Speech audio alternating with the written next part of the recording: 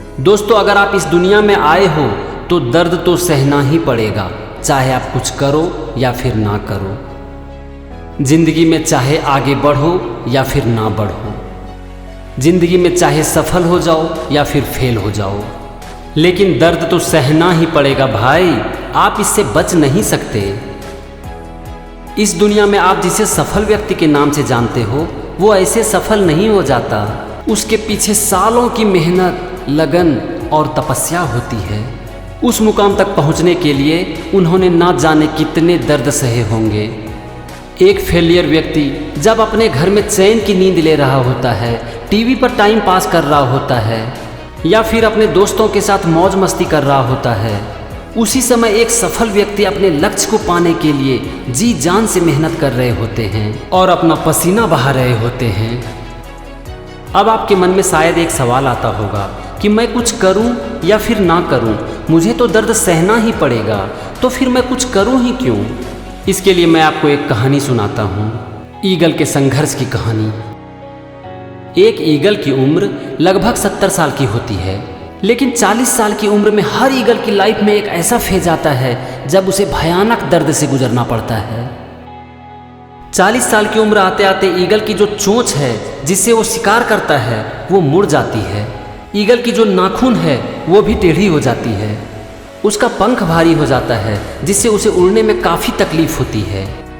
अब ईगल ठीक से उड़ नहीं सकता, शिकार कर नहीं सकता, तो फिर आखिर जिंदा रहेगा कैसे? अब यहाँ पर ईगल के पास दो चॉइसें होती है, या तो वो 40 साल की उम्र में ही मर जाए या फिर उसे कुछ दिनों की एक पीड़ा सहनी पड़ती है। उस पीड़ा को सहकर वो जिंदगी के अगले 30 साल को खुल के जिए। और हर ईगल ये दूसरा चॉइस अपनाता है, भयानक पीड़ा झेलता है और जिंदगी का अगला 30 साल खुल के जीता है।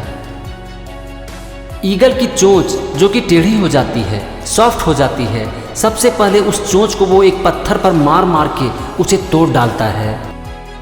इसी तरह ईगल अपने नाखून को भी एक पत्थर पर रगड़ रगड़ के भयानक पीड़ा सहते हुए उसे तोड़ डालता है। प्रकृति ने ईगल को एक उपहार दिया है जिससे कि उसका नाखून और चोंच जिसको कि वो तोड़ डालता है वो फिर से निकल आता है। अब ईगल अपने नए चोंच से अपने सारे पंख जो कि भारी हो जाता है उसे निकाल देता है ताकि उसके नए पंख आ सके। ये इतना आसान नहीं होता है।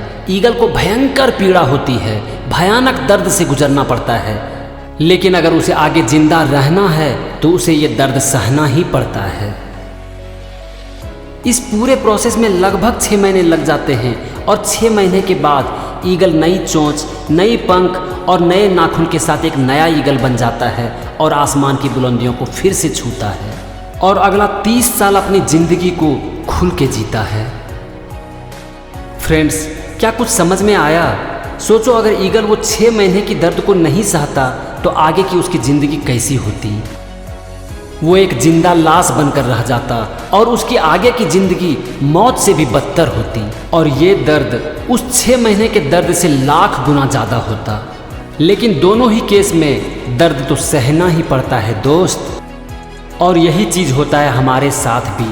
हम कुछ करें या ना करें, दर्द तो हमें सहना ही पड़ेगा, लेकिन दोनों दर्द में ज़मीन और आसमान का फ़र्क होगा।